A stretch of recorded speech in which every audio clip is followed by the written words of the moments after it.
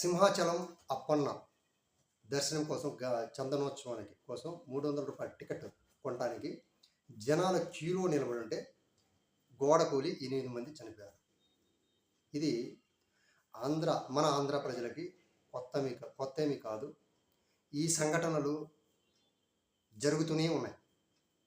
అంటే ఇక్కడ ఆలోచించాల్సిన విషయం, మొన్న జనవరి 8వ తేదీ తిరుపతిలో వైకుంఠ ఏకాదశి టికెట్స్ దగ్గర కొంతమంది చనిపోయారు.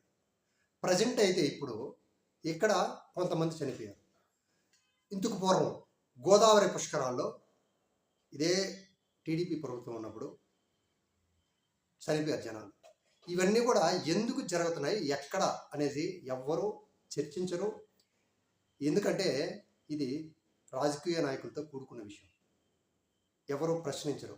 ఏంటంటే ఇదండి జరిగేది సామాన్యుడికి, పేదవాడికి, విఐపీస్కి ఎప్పుడు విఐపీకి ఎందుకంటే డైరెక్ట్ దర్శనం. ఇది మన దేశంలో ఉన్నటువంటి దౌర్భాగ్యం ఏంటంటే ఇదే. దేవుణ్ణి దర్శించడానికి కూడా సరే మనము విఐపీస్కే, అదే వాళ్ళు దేవుళ్ళకి అతీతులు. సామాన్యుడికి దర్శనం కావాలంటే వాడు చివరి వరకు వెళ్ళి దర్శనం చేసుకుంటాడా చేసుకోడు కూడా డౌటే ఇలాంటి వచ్చే వాళ్ళప్పుడు. ఇంకొక విషయం ఏంటంటే ఇక్కడ సామాన్యుడికి టికెట్, ఇప్పుడు విఐపీస్కి కొంతమందికి సిఫార్సులు, కొంతమందికి డైరెక్ట్ దర్శనాలు, ఇవన్నీ ఉంటాయి. ఇది మన దేశంలో ఈ యొక్క అరాచకం ఎప్పుడు కంట్రోల్ అవుతుందో తెలియదు. ఒకటి, గోడ కూలిపోయింది.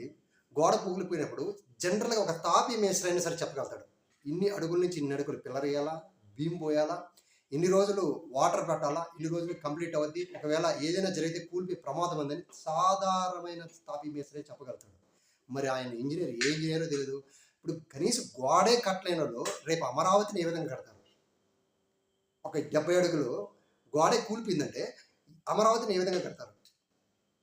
ఇదే ప్రశ్నిస్తున్నారు జనాలు. ఇక్కడ ఇంకొక విషయం ఏంటంటే, ఎవరు హోమ్ మినిస్టర్ అనిత గారు వచ్చారు, మాకు సంబంధం లేదు, ఏదో జరిగిపోయింది, ఇది ఒక ఘటన, హఠాత్ పరిణామం.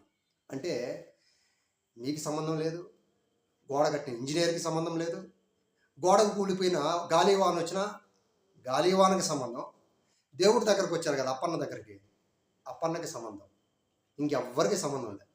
ఎందుకంటే పేదవాడికి వాడు కొంచెం ఎక్స్ప్రెషన్ ఇచ్చేశారు, ఏదో 20 లక్షలు 10 లక్షలు ఇస్తారు వాడికి, వాడు నోరు మోస్తారు. దీని మీద కోర్టుకు వెళ్ళరు, దీని మీద ఒక ఏదో ఎంక్వైరీ చేస్తారు. ఈ ఎంక్వైరీ తిరుపతిలో చేసిన ఎంక్వైరీ ఇప్పుడు తేలేదు. ఇంకా ఈ ఎంక్వైరీ ఎప్పుడు తెలుస్తుంది? ఇంకొక 3 సంవత్సరాల ఈ గవర్నమెంట్ అయిపోయిన తర్వాత.